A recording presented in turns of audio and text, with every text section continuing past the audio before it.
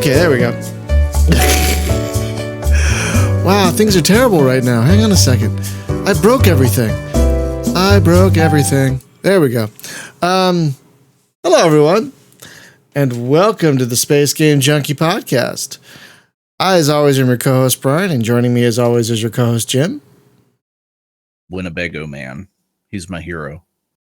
I discovered him today. To see this later. Your co-host, Hunter. Welcome. The end of 2020 is approaching, and it can't get here fast enough. Oh, my God. And your co-host, Spaz. Can you believe that January 2020 was 7 years ago? Oh, my God. You have faith that there will be a January 2021? I hope we make it that far. Not really, no. I don't know. Who knows anymore? Not at this rate. It Groundhog's Day back to 2020, January 1st. No, they'll put out 2020 DLC. It'll just extend the year like 3 more months. Remember January when before everything went to crap and we're all like, wow, January 2020 might be okay. We had like Murder Hornets are back. We had 2 months. Yeah. Oh, God. What the hell? Wait, they're back? Yeah, it's just like no. Well, they're in the news again. Like they introduced the DLC of Murder Hornets like earlier in the year. It was a bad update. No one liked it, so they stopped talking about it. Right. Well, they've done some work, and now they're hot again. And apparently, they like destroyed this like murder hornet nest up in like Washington. Did you see this, Jim? Yeah, so they had to catch a murder, and the queen was still alive. Yeah, they had to catch a murder hornet, and then with like dental floss, like tie a tracker onto it, and try to like follow it back to the hive. But they're smart, right? So they kept chewing off the tracker. So then they ended up like super gluing one onto one, and then finally they found the nest, right? And it was like, I don't know, it had a few hundred of them in it. But it was like a big nest, like beach ball size, giant nest. But what I'm wondering, I thought that they were coming like from south of the border or something. No. But, I don't know how the hell they got here then. Probably JetBlue. But they flew coach. They did airplane mode. They flew on airplane. They took that airplane mode flight. Oh, well, I was just surprised of all places that Washington State would be where they'd choose to settle because, I heard everybody's going to Austin now. And they use literal vacuums in order to vacuum up the nest. Oh, God. I probably won't watch this. It sounds like nightmare fuel. So, folks, Hunter had the idea today that we would talk about... I'm sorry. No, don't talk about how gaming has been. Nothing else. Just gaming. Let's try and keep it to gaming. Because, wow, 2020, yes. Man. That's all you have to say to people. 2020, man. I mean, I know. If there's been one positive thing about 2020 in regards to gaming, is that I feel like communities have been gaming more together. For example, here in Space Game Junkie, I feel like we've seen like a boom of people actually playing games together on a more regular basis. Yeah, and I think that's it's interesting because positive. Yeah, we tried to get people doing that for ages, and it just took a global pandemic and people being stuck in their homes to going, oh yeah, we have a community over here. We can play Empyrean with people, or Sea of Thieves, or Sea of Thieves. Yeah. I don't know when I'm going to be able to join you in that again, but someday I will. But I can't wait. So Hunter, you did put together I have the list of space games here, but you put together a list of notable non-space games to talk about that have come out this year. Well, I was trying to find anything positive space gaming related that was like big releases that like is officially out games. Because I mean we've stumbled upon some space games that are still like in alpha or in beta or whatever they are. Like they're still being developed on. Like Dual Universe went into its public beta like this year. You've got HunterNet, which is still in like I guess it's like you have to apply to get into the alpha. Closed alpha, yeah. Yeah, so I mean, like, they're still in development, but they're solidly in development. I don't know why Fernando is calling it an alpha when that game feels solidly like a finished game. I mean, Yes, he's going to put in more content. I mean, from a mechanic standpoint, it feels solid. I know he's going to put in more like actual content to do with those mechanics, but like just playing around in like the area that he's got just felt like a really solid game already. I don't want to like harp too much on like the positives and negatives of the past few shows. We talked at nauseum last show about Squadrons. That released this year to mixed reviews, I think, from the community. There's a lot of people who love it. There's a lot of people who don't. There's a lot of people who are kind of like, take it or leave it. But those were really kind of like the only space games that I could like think of on my end. Just like that came to mind that were like memorable to me. Now you guys probably have others that you know of. Yeah, it like in the last several years, there have been at least a few home runs. 2019, you had Rebel Galaxy Outlaw and Battlefleet Gothic 2 Armada, and 2018 you had, oh god, what did you have? I'm looking at the list. Oh, Scavenger SV4 was amazing. Oh my god. Oof.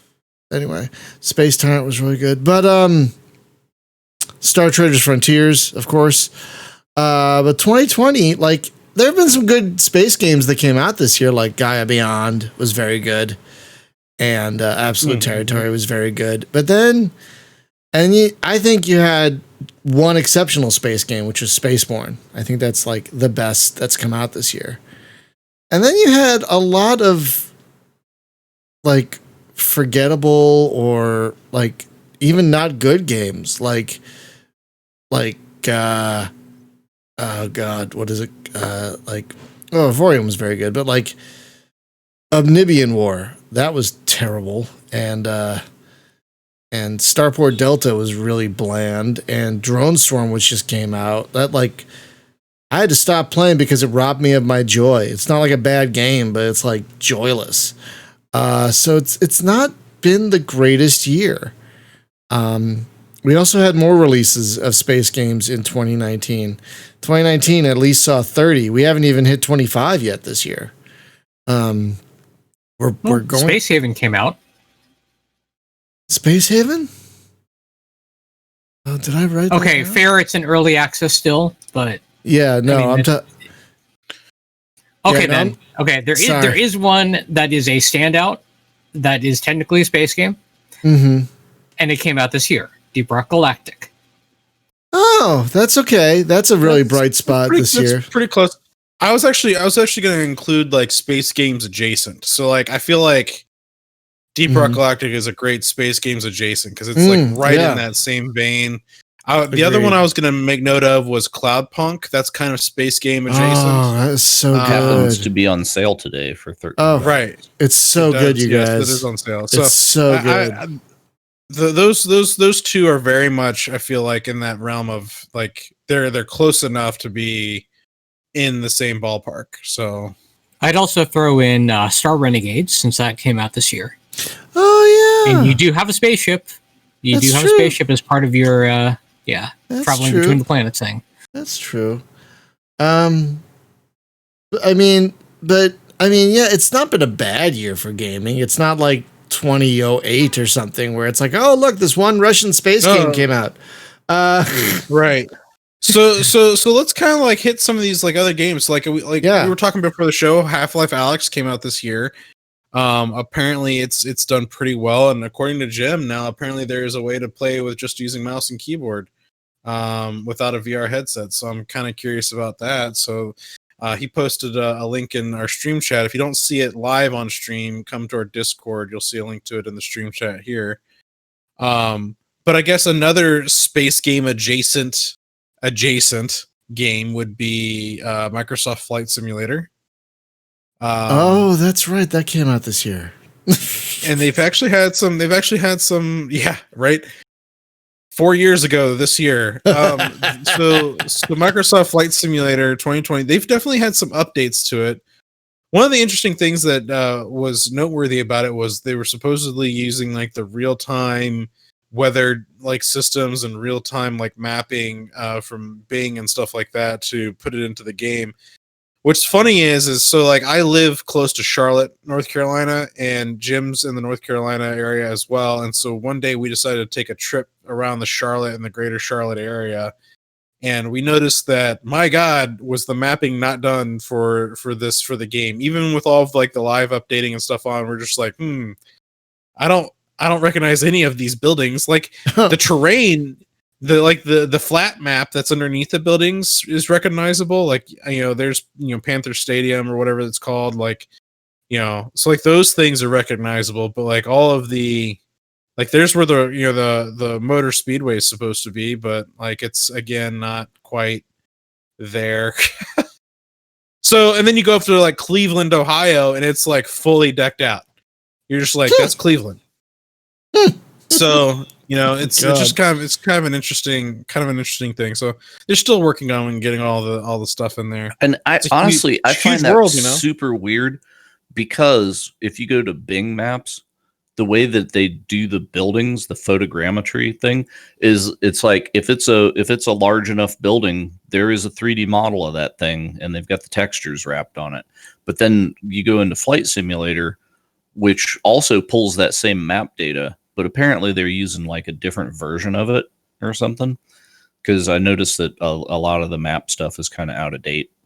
Yeah, so like a lot of the more common cities are familiar. So like Las Vegas is in there, Dubai's in there, New York, like a lot of these bigger name cities that are more familiar to people. I don't think people think of Charlotte, North Carolina, and go, "Ooh, let's go visit." So, but yeah, so that came out this year. Some other noteworthy games that came out this year, like Yakuza 0. I'm sure I haven't played it. Spaz. Oh yeah, like Spaz. I was about to say. I think you've mentioned it a few times in the Discord. Oh, only a few. So, it's one of those series that I've just never got a chance to play, but I've seen nothing but beautiful things about it. Yeah, it's great. We had awkwardly enough, we also had Warcraft Reforged, Warcraft 3 Reforged. Which oh my God, was that this year? Was that the this very year? beginning? Yeah. What? It was supposed to be the end of last year, and then they pushed it out a month into 2020. And wasn't it a mess when it came out? Wasn't it a real mess when it came out? It was sort of a mess. So like they didn't include all of the same features that the old Warcraft 3 had. And then to top it all off, it forced people like who had Warcraft 3 in their Blizzard's account to download the new game installer instead of like the old version of the game. So yeah, basically deletes the old version of the game. You can't play that anymore. And that's right. So yeah, so they kind of whiffed that. It's gotten better though. They've definitely gotten better with stuff, but they definitely whiffed the launch of that pretty hard. I'm trying to cover the spectrum of consoles too, if I can. Of course. We usually don't talk about consoles much here, but of course, it's all gaming. By the way, Space Crew also came out this year, and that, to me, is really good.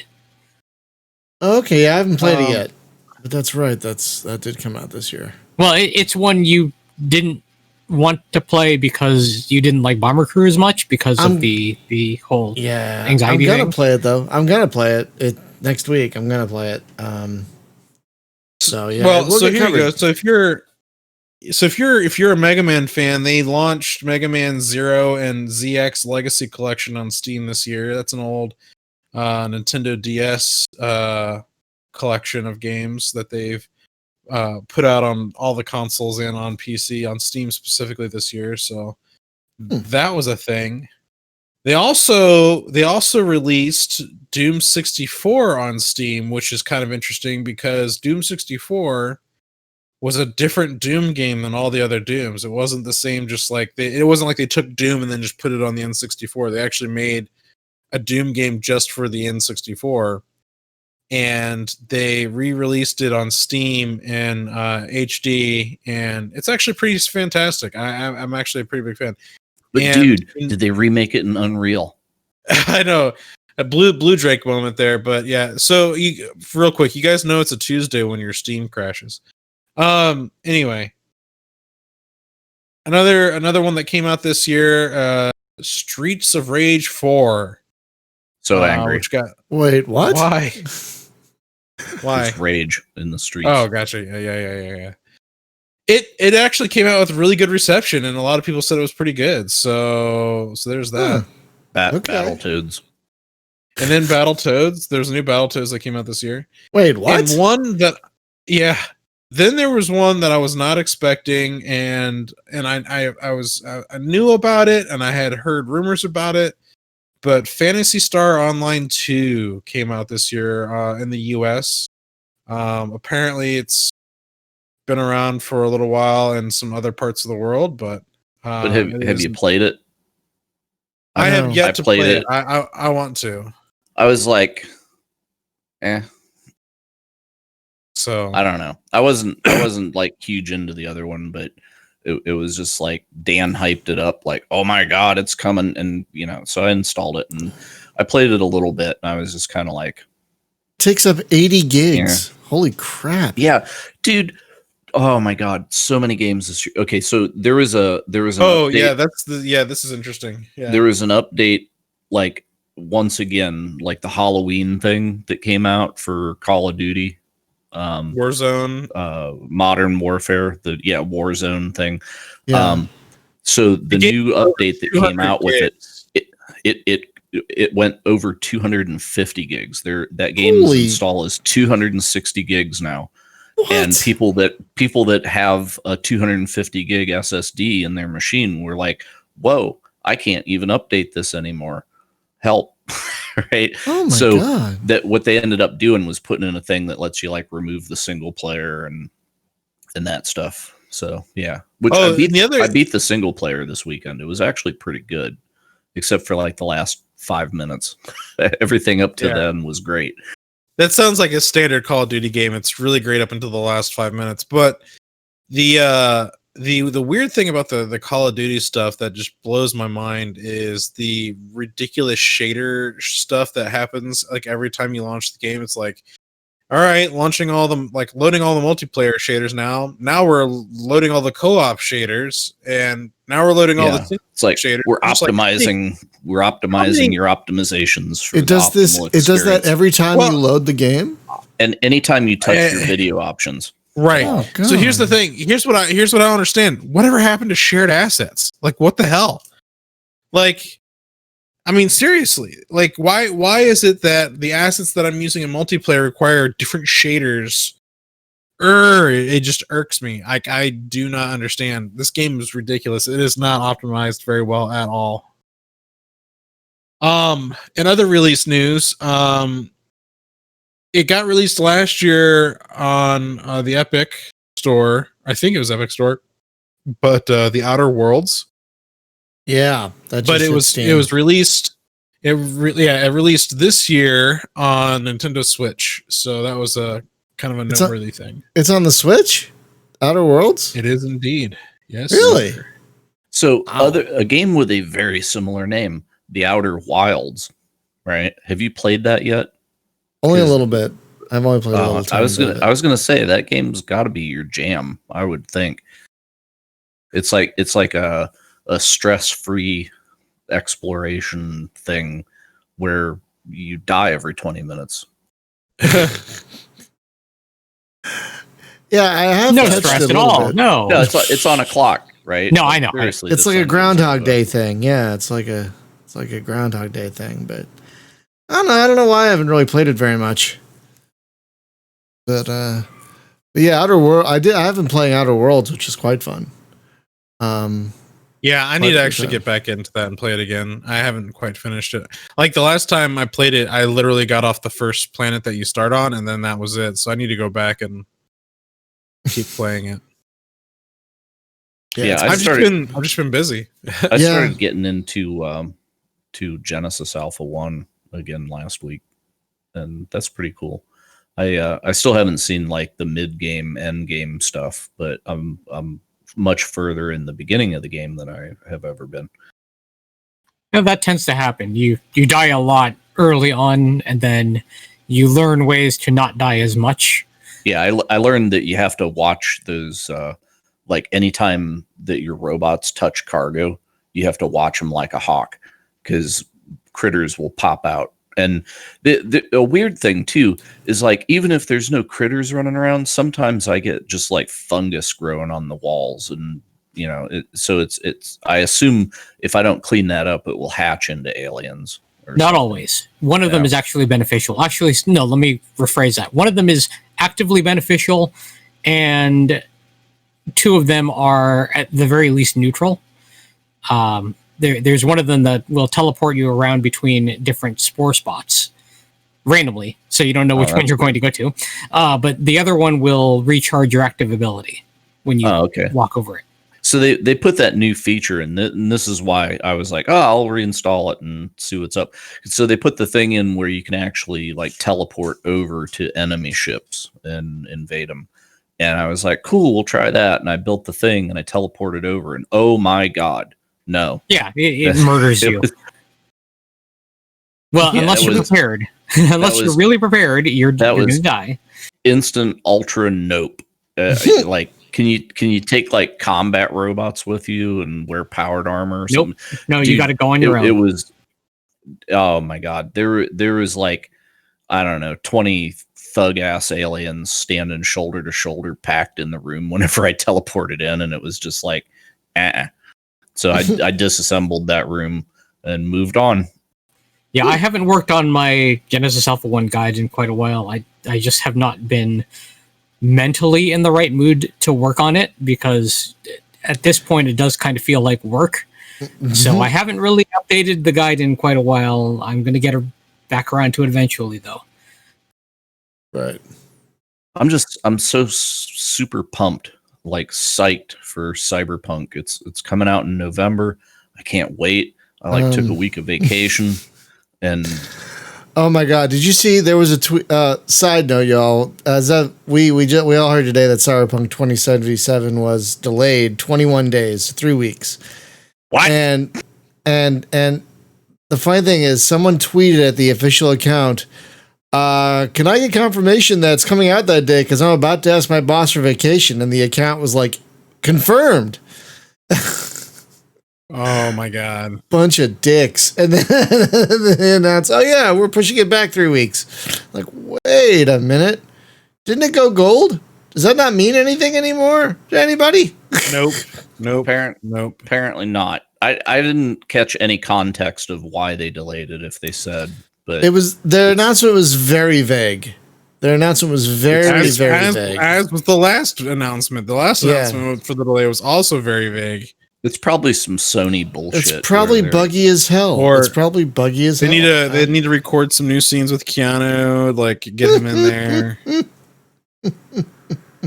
Some hidden DLC about Bill and Ted or something. I don't know. What if this is like the unofficial post-apocalypse version of Bill and Ted? That'd be funny. But anyway, sorry. Other interesting. So we were talking about like the re-releases, remasters, and whatnot. So we also had Command and Conquer Remastered Collection come out this year, which was actually quite good. I played some of it, and I really enjoyed it. It was actually really good. Yeah, absolutely. Yeah. It really brought back the nostalgia. It really brought back the nostalgia quite well. Yeah, the music and the cutscenes. I was actually surprised at the clarity of the cutscenes, like how well they were able to upscale those. Right? I mean, they're still like not HD, but they're a lot clearer than like trying to play with the old versions. That's for sure. So that's music still knocks it out of the park. Music for the Command and Conquer games is so freaking good. Speaking of which, so the upscaling thing is really interesting. So like we've had this, right? We had the Starcraft Remastered, which is cool too, because both in this and in the single player of Starcraft, you can hit a button and go back to the old way it looks. So like cool. It's almost like you can peel back the layer, so to speak. Halo Remaster and Halo 2 Remaster do the same kind of thing too, where you can, as you're playing through the campaign, you can go back and forth and see what it used to look like and what it looks like now. Just to kind of they keep that preservation in there, which I think is pretty interesting. But a couple other noteworthy games that have some similar stuff are also like the Age of Empires, I believe, also has some similar stuff that kind of does that. So it's interesting to see.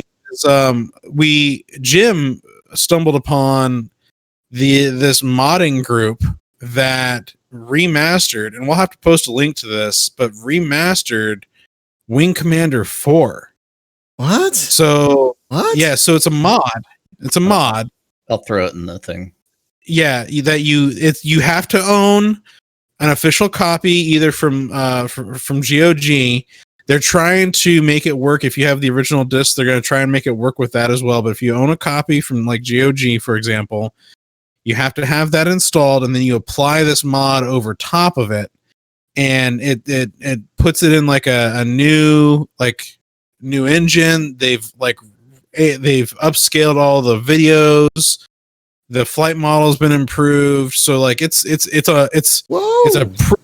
call it remastered, but it's actually like a really dense mod for the original.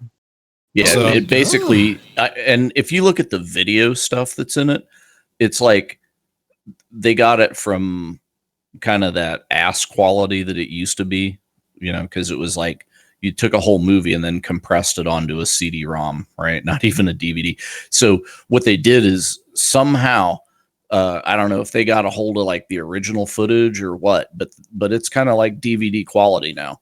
Yeah, you scroll down, you'll see some of it. Like if you go down to like the media section, you'll see like, oh my god, thing. Yeah, I mean, so it's looking pretty good. There was a DVD version of the game with higher res movies. That might be what they got it from then. That's probably where they got this. But this looks great. Yeah, the ships look really cool. The only thing I'm not digging is like the fighters look great, but the cap ships still look like a brick with a texture on it. I wish they'd have done something with that. Oh, the Dragon Fighter looks amazing. It's one of my favorite ships ever. Is the Lance, the cloaky Dragon Fighter? Oh, it looks so good. I'll have to check this out. It'd be nice. It'd be nice to see more. Now I know it takes time to develop these things, but I'd love to see more modders do this kind of stuff, like on their own. Especially if companies aren't going to be bringing out their own remaster. Like I doubt we're ever going to see. I have no idea. And like Howie was not involved. Like, wouldn't they have to get his permission to do any kind of cool Wing Commander shit? He's busy doing Star Trek stuff now. Good old Howie Day. He's if you follow him on Twitter, like the stuff, like all the Star Trek stuff he's been putting out has been absolutely amazing. Just because Star Wars is dead. Amazing. So Rupert just said Master Chief Collection. Was that this year, Rupert? Did that start at the beginning of this year? It did. Well then, what? That's true. So like that's true. All of the Microsoft stuff coming to PC this year was kind of a big deal. God. I forgot that this was 2020 for some. I don't know. It's been the longest year in the world. So that's in the world. So like that's something to take into consideration. All of Microsoft stuff like that was on a console. Game Pass alone was probably one of the biggest. I would actually say hands down, Game Pass Ultimate is probably one of the biggest gaming things to happen this year, like in total. Just the way that whole thing happened, I think is probably fantastic. So and another remastered game or another game that came out was Crysis. So like they remastered Crysis and re-released that. Yeah. Like nobody's machine could run it anyway, and then they remastered it. Well, the joke is they actually, I think Linus Tech Tips did a whole thing with like an RTX like 3080 and tried to max it all out, and it was still slugging or something like that with like on the remaster. So yeah, it's quite interesting. So I was never a huge Crysis fan. I played like the Far Cry games, but like I never was really into the Crysis games as much. And then another one that I'm surprised is not getting as much hype as Cyberpunk, but of course Cyberpunk's been in development for like a decade. But Watchdogs Legions comes out this week, as a matter of fact, in 2 days. It comes out this week? So Watchdogs Legions comes out on Thursday. What? But you can play Watchdogs Legions on Thursday and watch The Mandalorian on Friday. Holy crap. I forgot we're that close to The Mandalorian, but I did not realize Watchdogs Legions was actually going to be out. Like, it's one of those games like, oh, it'll be out like next year. And now it's here. Wow. Yeah. Oh like my gosh. 2 days. So I was a big the original Watch Dogs was okay. I wasn't a huge fan of it on PC because it just like played really funny on PC. Watch Dogs 2, however, I got super into that and I really liked it a lot. And this new one is going to be, I think, a little bit more compelling, and I'm quite interested in it because you literally can play as anybody, any person you see walking around on the street, from like some young kid to like an old grandma. Like you can play as any of the NPCs that are in the game. There's a really interesting like mechanic that they're doing with that. So I'm really kind of curious. So I don't know if I'm going to get it. Huh? There's also permadeath too. So those characters die permanently. Right. So I'm really kind of curious to see how it plays out. Now, as much as I loved Watch Dogs 2, I am going to be a little bit patient and wait for this to come out to kind of see how it comes out. But this is definitely one that's on my radar for sure. So doesn't the new Assassin's Creed come out real soon too? Valhalla, doesn't that come out real soon? I think. I don't know if that comes out this year. Let me see here.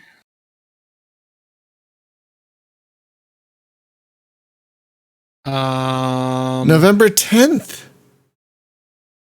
Of all things, look at that. Holy so like crap. A week and a half. Yeah. Yeah. No, you're right. It does. Yeah, I just looked it up myself. This is what this year has done. It's like, the next Assassin's Creed game is next year. It's 1,000,000 miles away. It's a week and a half away. Like, wait, what? Yeah. I thought this is a 2021 game. Then there's a couple other ones. I feel like I was looking at something with Dying Light 2. Oh, it got delayed. Yeah, Dying Light 2 did get pushed back, which is unfortunate, but they're still putting out content. In fact, they just put out today a new DLC free for the first game. Isn't there like did they not put in, this was last year, I'm looking at it.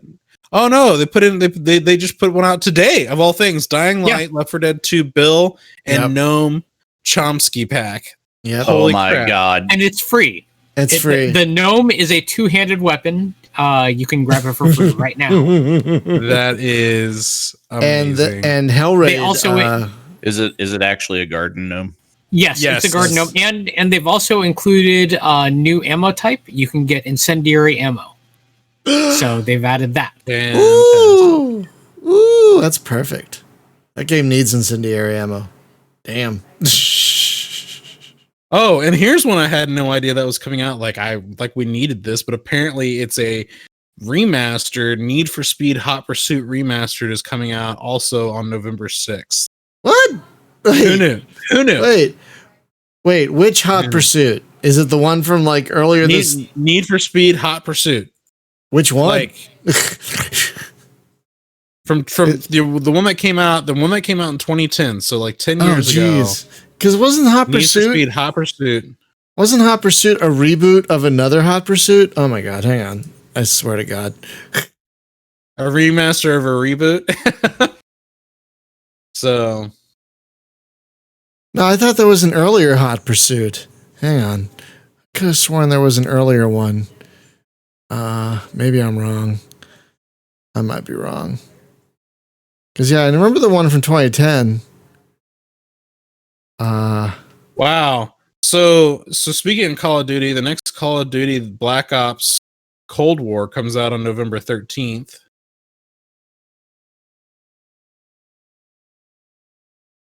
See, I don't know how Activision's going to play that because they still have like 2 active Call of Duty games right now. They've got Black Ops 4.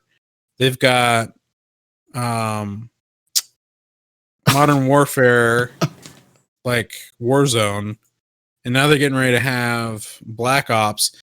You know what's interesting is like all of these games are still like all going back to like Call of Duty 1 are like $40 on Steam still. It's stupid. Like I don't get it.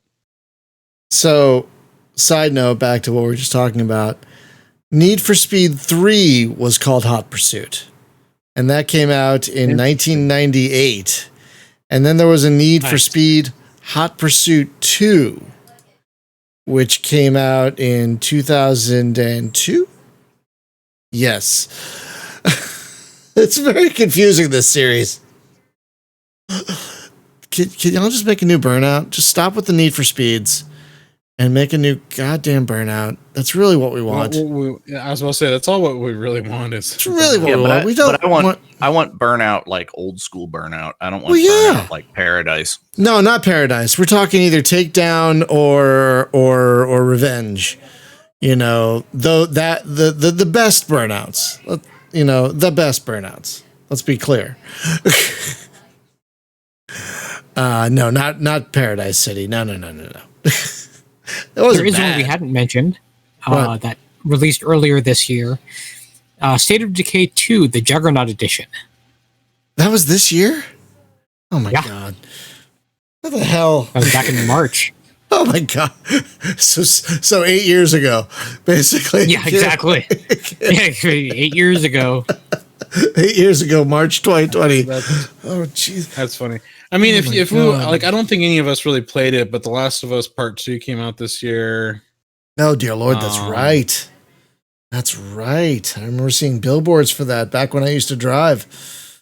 I remember seeing billboards. remember Cars? Does anybody remember? I haven't touched my car in 6 months. No, it's not true. Gotta drive it every week, folks. Oh my god, yeah, I forgot about that one. So if I'm being like honest, like there's been some good game releases this year, but I think as far as like the gaming boom, I think Microsoft with its Game Pass is probably like the biggest thing that we've had this year. Oh, it's been amazing. They're super killing it. They just put Forza 7 out. Yep. They have Swords of Ditto is up there now. Age of Empires 3, Goner 2 just hit like today. Remastered. Like yeah. Aren't they adding EA Play to it? Like, was it? Yes. I think they're. Yeah, so I'm that's not just sure like, when. I think it's next month. Yeah, I think next month they're getting EA month. Play, which is so then this month, but I think it's next month. So then double out your catalog. At that point, everybody who has not played Mass Effect 2 needs to get some Mass Effect 2 and play it till it's done. We can all play. So Katana Zero's on here. Drake Hollow's on here. Those are some new ones that they just released on here. Like in my opinion, it's worth the money because like almost all of Microsoft's first party like stuff is on here because you have Gears 5, you have Halo Master Chief Collection, Sea of Thieves, you've got Sea of Thieves, Grounded, all the Age of Empires is. Yeah, Halo. Every Age of Empire you want. Alien Isolation's on here. So for their Halloween stuff, right? So Pathologic 2 is on here. Alien Isolation's here. World War Z. I saw that they put Dead by Daylight is on here. Yep, Dead by Daylight, Shadow Warrior 2. Alan Wake is in it. Yep. Stranger Things 3. When EA Play gets added, we should all do some Plants vs. Zombies Battle for Neighborville. I don't know if you guys have played that. It is. I have always wanted to play that, but never wanted to spend money on it. So good. Yes. It's so good. They also have like No Man's Sky is on here. Hellblade is on here. Yeah. So I mean, like there's not. I mean, like if you're looking for games to play, Age of Wonders Planetfall is on here, which shocked the crap out of me. Yeah, even when I was underemployed, I kept that subscription because it is worth every penny. Especially if you guys haven't played BattleTech, it's on here. Yeah, it's actually kind of a better deal if you're underemployed because you get access to so many games for a lot cheaper than buying them. Really, so yeah, it's just an amazing value. So yeah, that might be one of the biggest things of the year is how good Game Pass has become. Oh wow, they snuck this on here. So Disgaea 4 Complete Plus Super Turbo Masterful Edition is on here. There's not enough time in the universe to play a Disgaea game in any like, okay, I'm gonna get this sword. Wait, this sword randomly generates dungeons where you level up the sword by playing the dungeons inside the sword. Like, oh god. Yeah, that's a thing. That's what makes them great. I know. I'm saying that's awesome. It's amazing. Those Disgaea games are amazing. There's just no way I have the time. I wonder how many people out there. It's like, do you play video games? Yeah. Which ones? Disgaea. Yeah, that's like what else? That's really all I need. I've been playing the original Disgaea since it came out, and I'm still playing it. Still haven't finished it.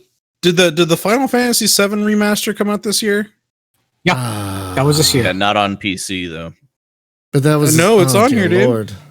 No, that's not the remaster. I'm messing with you. Dear Lord. Dear Lord. So yeah, Dragon Quest 11 is on here. Endless Space 2 is on here. Dear Rise Lord. of Nations is on here, and if you haven't, if you don't feel like you're a criminal, so go play it. If you haven't wanted to spend money on Fallout 76, it's on here. Oh, is it? I might have to try that. One. Pro tip: don't spend money on Fallout 76. No, but play it. It does have some fun to it. Wasteland 3 is on here. I hear that's very good. Probably. I think that's one of Rupert's RPG game of the year. Yeah, I think. That's here's a couple for you. Mech Warrior 5 Mercenaries is on here, and it has mod support now. So there's that. Mod support plus a puzzle game about how to install the mods. No, like they made it easier now. Like, yeah. Oh, that's good. Well, that one it was a puzzle. It was a puzzle for us, but then then we got it. So yeah, but I still had to repackage that thing. That was beyond. Polaris is on here. Subnautica is on here. Holy crap! Dear Lord. There's a lot of stuff on here. There's a lot of stuff. Sea Salt's a great game. I mean, and for $1 to try it out, I mean, come on, you can't beat $1 to like test drive this. And then I think it's what, $10 a month after that, right? For the regular, yeah. I have Ultimate, which is $15 because I have an Xbox. You have an Xbox, yeah, but for just for PC, it's $10. That's still an amazing value, just amazing. We did not intend the show to become the sales pitch for Game Pass, y'all, but like seriously, this year, especially with all the staying in we've all been doing, Game Pass is really something people should consider if they like can't decide on a game or like they want to save their money because the economy. It's actually a really great way to get access to a lot of great games for real cheap, and it's like a really good. I guess it's good pandemic gaming because you get a lot of stuff for real cheap, and so here's another way of looking at it. Like you have like a traditional MMO. Like if you take a traditional MMO that's like between $10 and $15 a month just to play that one game, and then you like translate that $10 to $15 to Game Pass, and you're playing like all the games. So I mean, like if you've not played any Halo games yet and you've been wanting to, here's like do it. Like, yeah, exactly. You want to play Fallout 76, but you didn't want to spend the money on it because you heard the tales that were true, then here's your chance. Like, now you can play it without spending money on it. So it's like, that game was amazing till I got like level 23. Well, you haven't dove back in yet, have you? Since I haven't. They made the patch? Okay. I'm still offended that they balanced out everything the way they did. Fallout 76. Well, apparently they patched it, so we should go take a look at it. Yeah. Does it have multiplayer? It is nothing but multiplayer. There's nothing but. Okay. Yeah. But like, there's been countless number of times where we've like run into other players and they've never like done anything to us. I've never run into another player that was hostile ever. Yeah, because it takes like 100 bullets to hurt anybody. They really nerfed it out. It's like hitting people with a wiffle ball bat. So the PvP is kind of that can hurt. That can hurt. That can hurt. I got Drake Hollow on here. That saved me having to buy it on Steam. It's kind of cool game. Right. It's like, imagine if Pikmin was mixed with a survival crafting game. So for you guys, what would you say is your game of 2020? Like the game that really took you by storm this year and really grabbed you by the cojones and didn't let go. What would you say is your game of 2020? Social Distancing Don't Die edition. Well, that's not really a game, but yes, obviously. But video game. Video game. Well, you want to know what else came out this year? That hit 1.0? Take a wild guess. I mean, it should be obvious. Just shot in the dark. Star Citizen. No. God, there have been so many games. It's kind of a big deal. Deep Rock Galactic? No. Empyrean? Empyrean. Yes. Oh yeah, Empyrean. Yeah. Empyrean dropped this year. So I've been That's playing. right. So if you want to know my answer to that question is going to be all of the games that have come out this year. That's the one that I have been playing the most that's come out this year. You guys Other have been than playing that, a I've been lot of that playing- too. You guys have been playing a lot of that too on the server, yeah. Yeah, other than that, I've been playing like a lot of Conan Exiles and stuff like that, which has been out for a while. But as far as games that came out this year that I've been playing a lot of, it's definitely Empyrean. Spaz, what about you? What would you say is your game of the year, if you have one? It's going to come out of left field, but not necessarily for me, if you know me. Monster Train. Monster Train. I've heard of that one. It's a lot like Slay the Spire. Which I've also Very, heard. very similar in concept, but I recently picked it up and have been pretty well hooked. Yeah, I've noticed a number of games that are very, very adjacent to Slay the Spire. Like to the point where that dotted arrow, whenever you like pick cards and pick targets, they're like using the same arrow in their games. It's Well, I mean, a lot of them use similar concepts.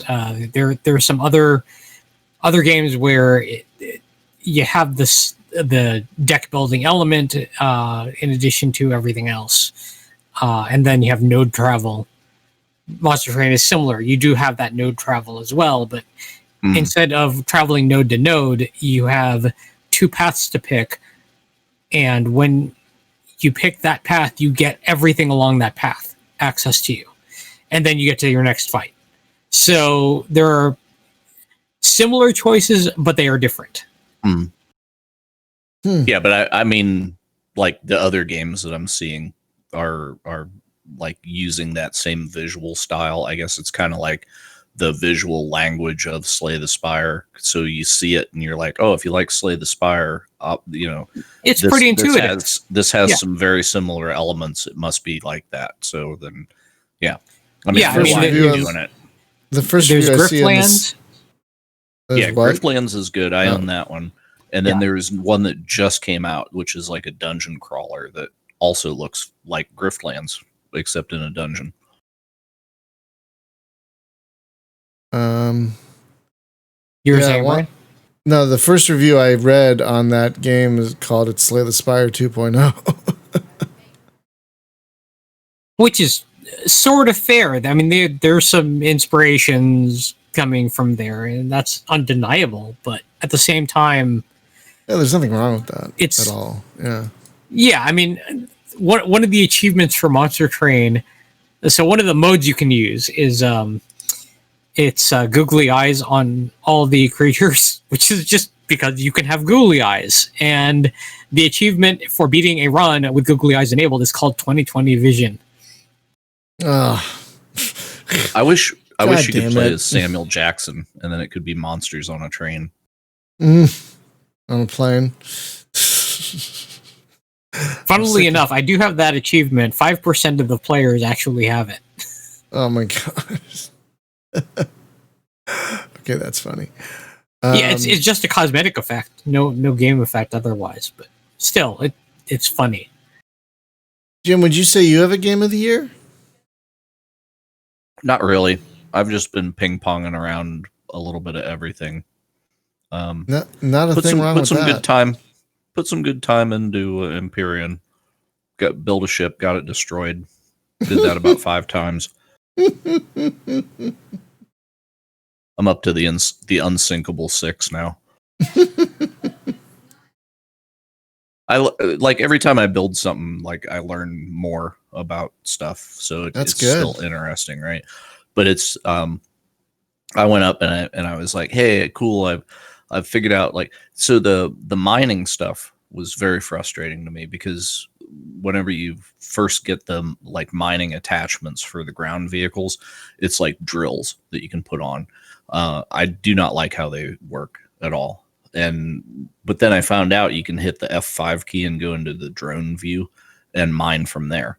So it's like, well, I don't need a fancy mining vehicle. I can just do it with the drone. That's much more convenient to me. But if you're going to go up in space and mine space rocks, then you want a ship that's got like mining lasers on it and stuff. So built one of those, and oh man, you can tear down an asteroid quick, and there's a ton of ore in it. So it's like, okay, well, that's fun. So that enabled me to build like bigger ships and get them destroyed too. The Xerax faction, they had a base up over the planet, and I was like, I'm gonna go up there and just shoot some turrets off of it. Yeah, no. They're really tough. So I wonder, like, if we build a capital ship and went up against their base, do you think we'd still get shredded? I don't know. Here's something that we did. So this is something that Luke and Kittens and I did. We went up to the moon, and there's like a level, quote unquote, a level 1 drone base that ate our lunch. So like we took a couple of ships that were like armed, like a couple of like small ships that were armed, and like just try to do some like drive-by like shooting at it. Oh yeah, no. Like they were all like decked out. So we were like, well, why don't we like land, recoup, and then like go on foot and try and see if we can't like pick off their guns. It took a while with like the 3 of us to actually just like blow up a couple of their ground installation guns and stuff like that. But like we slowly started making our way in to like the base, and they make it challenging because it becomes fun, and then the rewards are like really good. So it's not like you're going in and like, oh, this is like super easy, we're just gonna like blow this up real quick, go in and take stuff and leave. Like they make you work for it, and I think it kind of has, and then you get a lot of loot. So it's got some rewarding factors to it. But the space-based stuff, like there's a Xerax space like shipyard, and I tried like just doing a flyby on it. Even with shields, like they like melted through my shields and started pegging me pretty hard. So yeah, it's gonna take some work. So that sounds awesome though. But that's neat. That all that's in the game. Yeah, well, the other thing too is like we went on a little exploration trip, and we went and found another star system that had like a neutral planet that had no factions on it, or like no like faction territories on it. And so like we kind of established a new place there that we can jump. And there's teleporters in the game, so if you have like teleporters powered, you can jump back and forth as long as it's within like 30 light years, I think. So that's how you can like daisy chain like across the galaxy. You can just build teleporters from starbase to starbase to starbase. But yeah, so it's definitely interesting. So we have like a secondary base on like another planet that's a little bit more peaceful. And you know, if people are so inclined, they can go there, because the base that we have on the starting planet, like every hour or so, if like you're just hanging out at the base, the Xerax start attacking again. So you're just like, well, all right. You know what this game actually needs is it needs the what's that? The game, the multi-crew ship thing that we play, and I can't remember. Pulsar? Pulsar, thank you. It needs missions kind of like Pulsar, where you could go to a star base and then just be like, give me a mission. And it's like, you know, go explore this thing, or like take this cargo somewhere. Yeah, that would be kind of neat, because then it would just be like jump like 5 stars over and land at these coordinates and deal with it, that kind of thing. Because it's got all the things going on, right? But I think like if the ships were better multi-crew, because right now it's like, I don't know, like, can you sit at a control panel and then operate any stuff on the ship, or is it just really whoever's pilot and runs the whole thing? No. So like this is actually good that you bring this up, because like the bigger the capital ship, the more you're gonna need people to like help you. So like a lot of the big guns can manually target stuff. So like even down on the base on the planet, right? With like all the big guns that are all over it, those will auto fire at the enemies, but you can manually take control of them too and fire them. So like, let's say like you're in a battle and you need to focus fire on something on a specific target.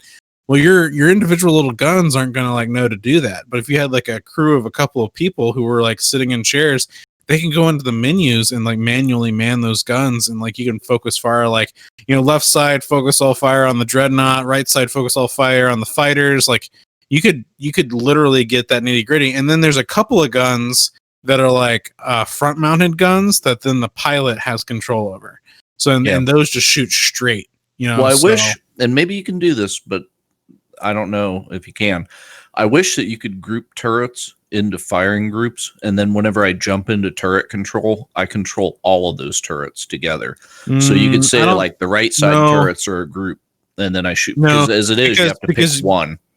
Right, and because then you go into the first person mode of that gun, and you can't get around that.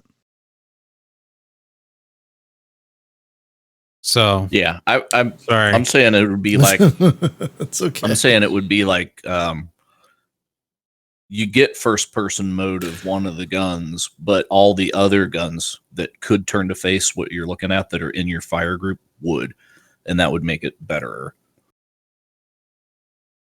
That's all. Maybe we should have the Empyrean guys back, because a lot of people have fallen in love with the game on our server. So I would say that might be like that, and Sea of Thieves are probably the community games of the year. I mean, yeah, there's been a lot of thievery on the seas, that's for sure. Yeah, and a lot of building and stuff in Empyrean. Like people get together regularly now, which is something we've been wanting for a while, and it's good to finally see. Well, and we also ran into our first problem with it, and this is kind of just like this is something that I would really like to see them change now that there's like a lot more people playing Sea of Thieves. I'd really love to see Microsoft and Rare add in the ability to go into game sessions with more than one crew together, because right now if you want to have two different ships like together that are like, you have a whole bunch of friends, you have to like almost roll the dice and see if you can get at least two people in one session together, and then have everybody else just join those two people. So like we did it once successfully, where we had two brigantines together and we went around and did stuff for like a whole day one time. But this last Sunday when we were trying to get together, we had, what was it, like 5 of us? And it was 5 of us, yeah. And we all 5 of us were trying multiple times just to like launch into a game and find the same session together with at least 2 of us, and we couldn't work out. And so eventually one person was just like, well, I'm going to nope out of this, and then the other 4 people were able to get on and just play. But it's a crazy thing to where like, there was one day where we had, we rolled the dice and we were able to get in, and then on another day, just like as many times as we tried, we couldn't do it. Well, some days there's a limit of 6. Well, yeah, there's a limit of 6 ships on an individual server, and you don't know how many servers are running at once. And so when a whole bunch of people try to join, it's risky to see whether or not they actually end up on the same server. They might end up each on their own, which is what happened every time. Yeah, that doesn't sound really fun. I mean, they've been working really hard on that game, so I bet you money they'll make that happen. It's just a question of when. Well, what they're doing is they're adding in a private server functionality, but it's limited. And so what you can do is, like, if you're like a community person, you can actually have like a private group and invite a bunch of people to it, but it doesn't have all the same features as like a normal session would. So I don't know what that means, but from what I understand, it's like not all of the quest stuff are in there. I don't think you can do like Pirate Legend, and those kinds of things. So I'm not entirely sure what the purpose of that would be then. I guess they always have to have some kind of element of risk involved. So I'm assuming then that would mean that, like, if you want to continue to play the game normally, you have to go into like a public match, because there's always supposed to be this risk of other players coming in, taking your lunch money. But so you can make an alliance of up to 5 ships with all of their crews involved, but there's a limit of 6 ships on the server, so you can't have that 6th join you. Oh God. Which game are you guys talking about? Sea of Sea of Thieves. Oh, okay. I thought you were, but I've never seen it where people ended up on different servers. I thought it was just like you just join the game that somebody invites you to. Well, yes, but there's a limit of 6 ships on a given server. So technically, yes, you can join a ship that's already in progress, and that's okay. That's not an issue. It's if you want to play with multiple ships that your friends are controlling. So here's the big deal about that, right? So ships can form into an alliance, and why that's important is whenever, like, let's say like I have a crew and Spaz has a crew. Well, if Spaz's crew goes and does a couple of quests and then goes and turns those quests in, they get 100% of the gold, and then we get 50% of what they make. So like if they turn in something that's like 1,000 gold, we'll get 500 gold on our end, and vice versa. So it's kind of like being in an alliance together has its benefits because you get more money out of it completely, like all around. And that's not even taking into account like doing like gold hoarders, for example, where like you start leveling that up and you get more and more and more gold. So it's just like, yeah, it can get. And so if you have like a couple of crews going, then I mean you can already see where that's going. Yeah. We had one instance in our session where we had 2 ships, and then we had another player ship who was just traveling around. They randomly joined us. They joined our alliance, and then when they were making money, so were we. See, that's another thing I wish Pulsar would do is like get multiple ships in there so that you can cooperate or fight or whatever suits your fancy, right? I understand why they don't, but yeah, it would I be know nice. why they don't, but it would be cool if they did. Right. I guess for me personally, then we'll start wrapping up. It should be no surprise that my game of the year is Bloody Rally Show. I mean, that should surprise absolutely no one. Best racing. Oh God, I play it every day. Someone actually asked me to be their nemesis on the daily leaderboard, which has actually got me playing more. So, yeah, that game is just ticks every box for me. Every single bloody box. Bloody. So was there any, like, we got Cyberpunk, we got Valhalla, we got Watchdogs. Space game wise, the only game we know about that's coming out for the rest of the year is Mars Horizons. That comes out in a few weeks. Starport Gemini 3 was supposed to come out like a week or so ago, but it got delayed, so we don't know when that's coming out now. That's as far as I know, that's it for releases. Does anyone know of anything else coming out the remainder of this year that they're excited about?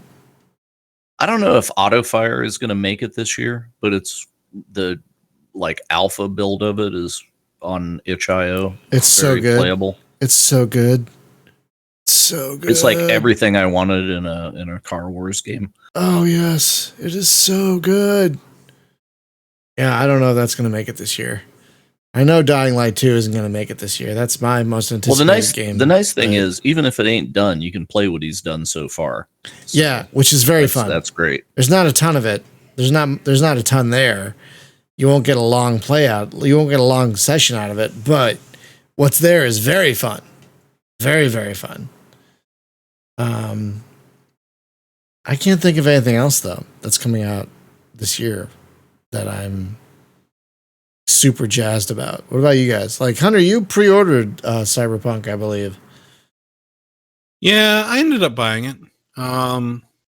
It's weird because like the digital age of with pre-orders kind of is almost like it doesn't really mean much, unless it comes with some really cool perks. But because I knew I was going to be playing it and because I knew I really wanted it, I went ahead and got it. I did the same things with Squadrons. So I mean, it's a dice roll. Sometimes you win, sometimes you lose. Yeah. But it's okay. And some people think it's kind of stupid to be signing or to be buying pre-orders on digitally these days, but to each their own. And yeah, it's tough because I'm looking forward to it. I'm waiting. It's funny though that you bring that up because I'm waiting on Legions, even though I was a big fan of the previous game in the series. I'm still waiting on that one, and we haven't had a previous game in Cyberpunk, but I went ahead and got that one. So that's kind of like true. A weird. That's true. A weird thing, but well, you never know. I mean, sometimes the first game is not great, the second game is amazing, and then the third game is not so great. It's like Star Trek movies. So, yeah, it's I think with Cyberpunk for pre-orders, they'd have got my pre-order if they'd have made like that like neon glowing wiener, like actually be like a cyber attachment that you can get, but you only get it as a pre-order item. I mean, it's a thing in the game.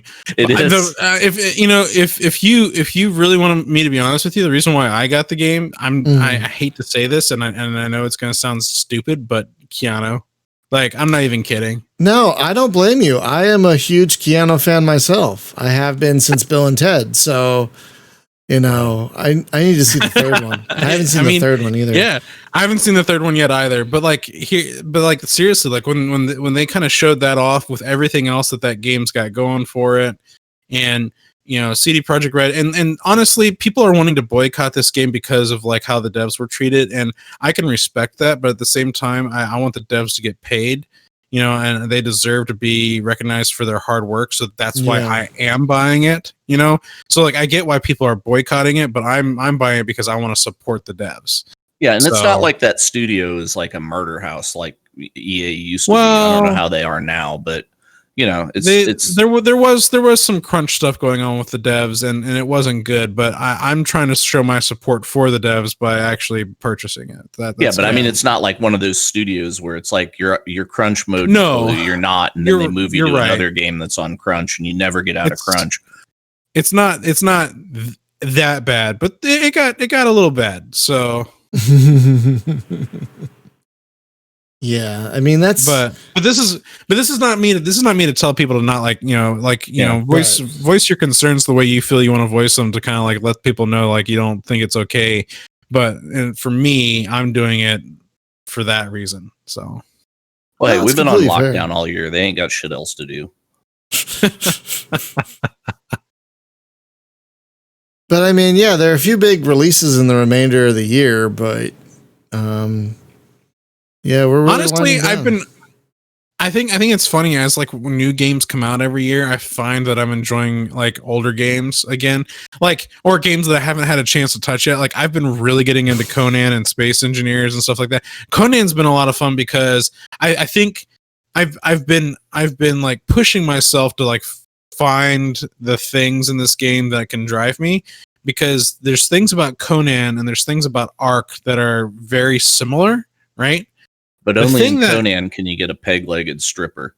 That's true, and that's true. Oh god, I'll tell that story in just a second. But what?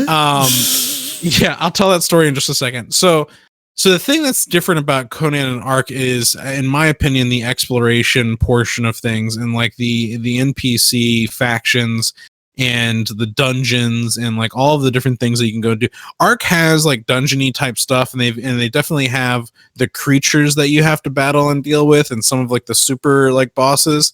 But I feel that Conan has way more lore going on and way more like depth going on to it. And of course, I love the Conan universe in general because it's that high fantasy kind of thing. So one of the things that's been killing me is I've been kind of stuck in like this deserty area and only like just beginning to get into like the jungle for like forever. And last night, a friend of ours, Dan, and I went on an expedition to go find the Pirate Cove and go see what was going on at the Pirate Cove. And so we trudged through the jungles and through the marshes and like through these like mountainous valleys. Like we took a trek and we went by the Monkey Kingdom. Like there's this big old Monkey Kingdom like palace that we passed on our way there. That was like spooky, but like beautifully like designed all at the same time. The actual monkeys. Yeah, no, they're actual monkeys, and they like use tools and like they'll kill you. And so think of Monkey Kingdom like Jungle Book, right? Like it's kind of but like deadly, right? So anyway, so we made our way to the Pirate Cove, and we actually had a panther with us that we had tamed, and the panther was a really great companion because it helped us in a lot of our fights. But man, it was crazy. Like we got into like a big boss fight out there, and like we like I found my fun in this game that I just was kind of wondering if I was ever going to find between it and Ark, and I found it here, and I haven't been able to find it in Ark, even though there's similarities between the two. And then we found out yesterday also that you can tame rhinos and make saddles for them and ride them around as mounts. And you can even like charge with them and all kinds of stuff. But the other thing that you do in this game, kind of like in Conan. So like, the original, like, if you remember the original Conan, where Conan as a child was taken into slavery and he was put on the Wheel of Pain and whatnot. So you can actually build your own Wheel of Pain, and you can go and like knock people out, tie them up, and throw them on the Wheel of Pain, and then they kind of become your slaves. Well, there's different they call them thralls. And so there's different types of thralls that you can get, and you're essentially taming humans. It's like instead of taming animals, you're taming humans to whatever. So you can get thralls that then become like guards for you, or they become archers, or they can become artisans, woodworkers, and they have entertainers. And so the entertainers dance, and there's actually a point to that, is because when you go and like you're healing, if you you eat food and you go and heal, the entertainers actually add to the percentage of your heal rate. So your heal rate goes up faster if you have entertainers dancing around and whatever. So when Dan and I went out to the Pirate Cove, we killed one of these pirates, and we found out that they had peg legs on them, and you can loot the peg legs. And so Dan was like, you should take this and go and put it on. He called it the stripper, but it's the dancer in the back in my hut or whatever. And sure enough, you can put a peg leg on an entertainer. So I've got this girl dancing around in the hut with a peg leg. That's like next level from foot fetish to peg fetish. Oh, jeez. It's the funniest thing. I was like, I wasn't expecting. Can you name her?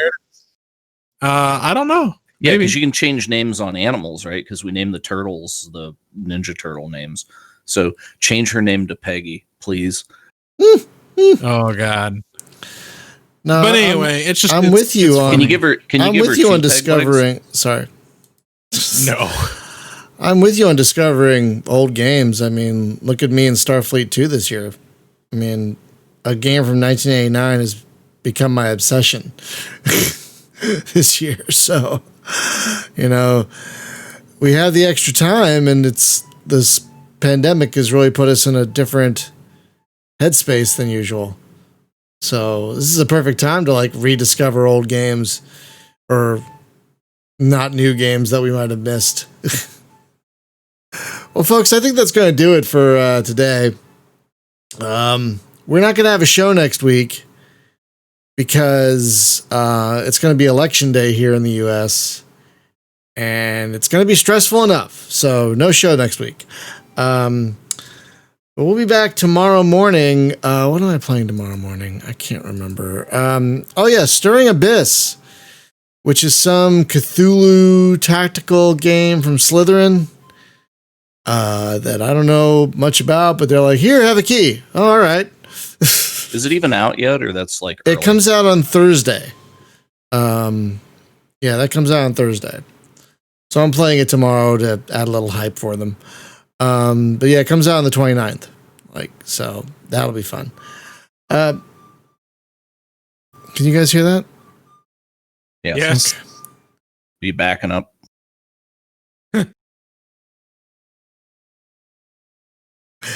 I don't know why my wife is playing a recorder right now, but that's what's happening. It sounded like the backup horn on a truck or something. No, it's a recorder. She one of the ways she's still teaching music this year is a local group. I can't remember the group. A Masons Club, I think, donated recorders to every kid in her schools, which is pretty great. So now they have an instrument to play that they don't have to share with other people. That's parent abuse. Kinda, yeah. The flutophones have returned. What did Dennis Leary say? Don't buy the toys that make the noise. That's it. But anyway, folks, we'll see you back here tomorrow at 6 a.m. And Thursday, we're going to do our usual LAN party with Circle Empire's Rivals this week. That's going to be fun. So, as always, thank you so much for hanging out with us today. Special thank you, as always, to those who support via Patreon and Twitch. And with that, we hope you stay well, stay safe, and we'll see you back here tomorrow morning. Bye-bye, y'all.